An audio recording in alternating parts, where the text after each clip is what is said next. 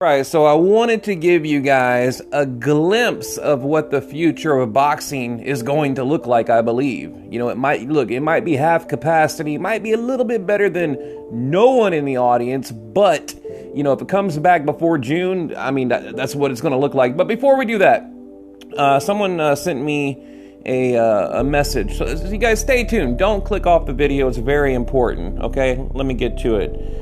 Like I said, someone in the comment section right here, shout out to you, Mike Dubbz. Okay, he said, hey, I didn't know where to reach you, but I just asked that you give this one boxing legend a shout out. He died of the coronavirus. His name is James Glenn. And he had a bar I went to a lot called Jimmy's Corner in Times Square, New York.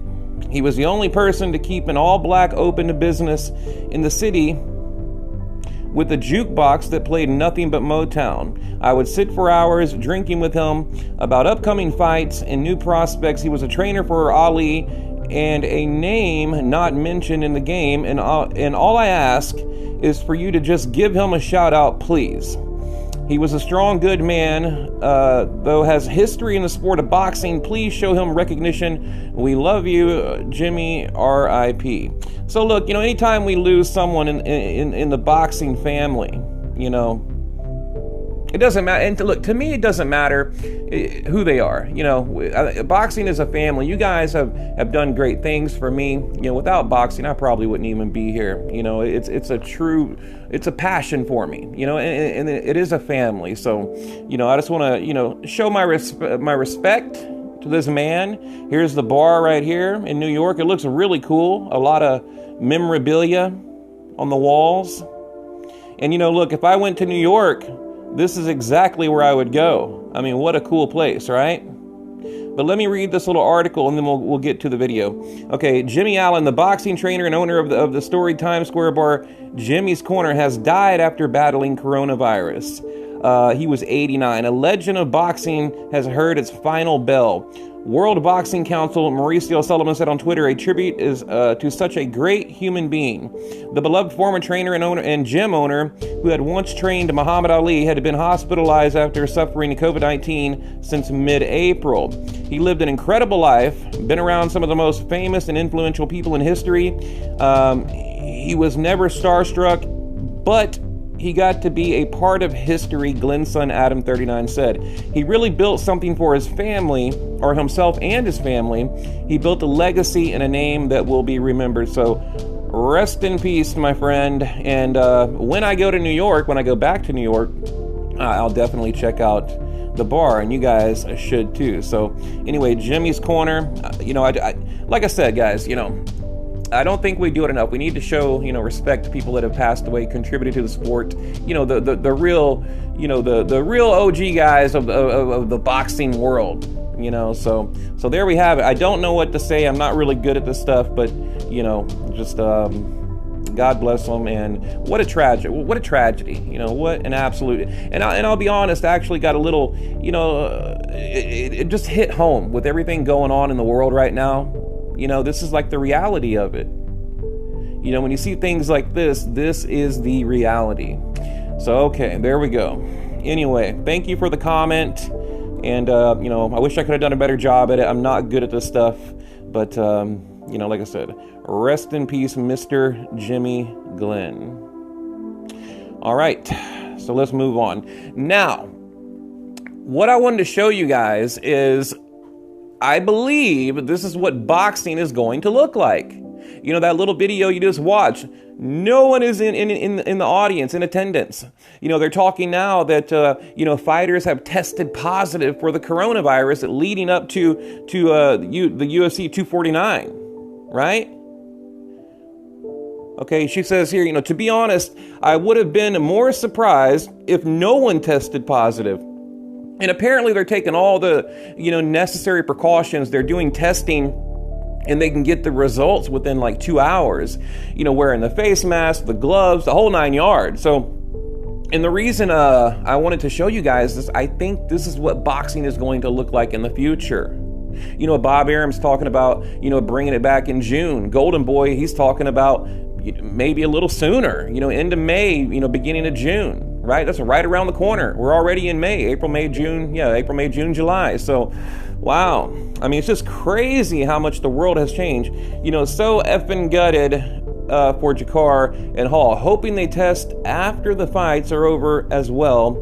I know I'm quarantining as soon as I get back home. You know, these are people that were involved in the event. Okay, brother, I know it sucks. I'm sorry for you. I'm sorry you have to go through this. I am beyond devastated.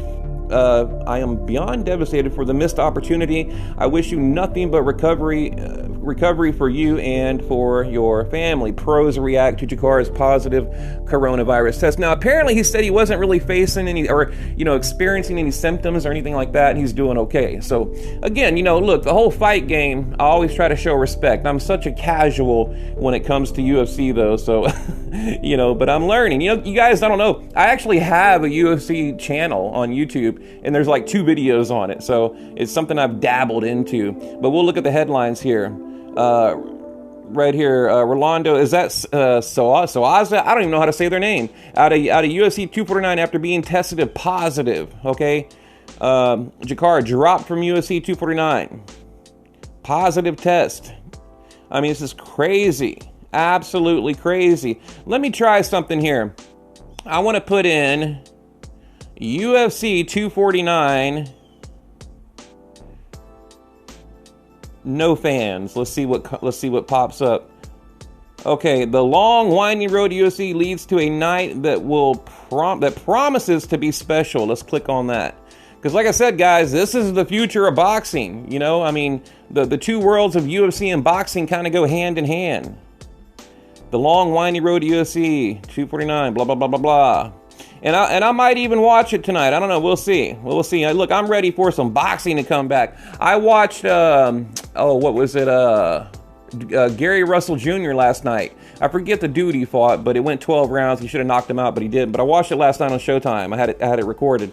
Okay, the first UFC event took place November 12th, 1993, blah, blah, blah, blah, blah. UFC 249 will take place Saturday night at the ViStar Veterans Memorial in Jacksonville, Florida, without fans. Okay, will be arguably the most unique pay-per-view event. Okay, the promotional company has staged. This will be the first UFC event in nearly 2 months and the first pay-per-view since March 7th. Okay, the location was chosen out of necessity as many states continue stay-at-home orders during COVID-19. Florida has deemed professional sports, including professional wrestling, essential services, which I don't really understand that, but I don't know, you know, but okay. I mean, you know, I whatever, like, you guys tell me. Originally, 249 was to be held at Barclays Center in Brooklyn, but yeah, there's no way that's happening in New York. It was moved to, you know, a casino, blah, blah, blah, which sits on tribal land about 40 miles off of Fresno. I think that got canceled. And, you know, Bob Arum is calling Dana White a cowboy. You know, he's saying, don't be a cowboy. You know, you're trying to rush into it. But, you know, here's how I see it. You know, there isn't anyone in attendance, right? I mean, and to me, it's no different. You can go to Walmart, you can go to Home Depot, you can go to all these places crammed with people, you know, so I don't really see, how this is any more dangerous than what you can already do in your everyday life. You know, like I said, you can go to these big box retailers, no problem. You know, 1,000 people, 2,000 people, 10,000 people on a daily basis, you know, so, you know what I'm saying? So I think there's a right way to do it, and I think they're doing it the correct way and the safest way. Oh, somebody's texting me. Anyway, so, all right, guys, let me hop off here. Somebody is actually texting me. And by the way, shout out Gabriel Garcia. Shout out to you, my friend. All right, guys, I'll be back. And what do you think? Should we reopen? Are we ready to reopen? And what do you think about this no audience? It's crazy. So, all right, guys, leave a comment below.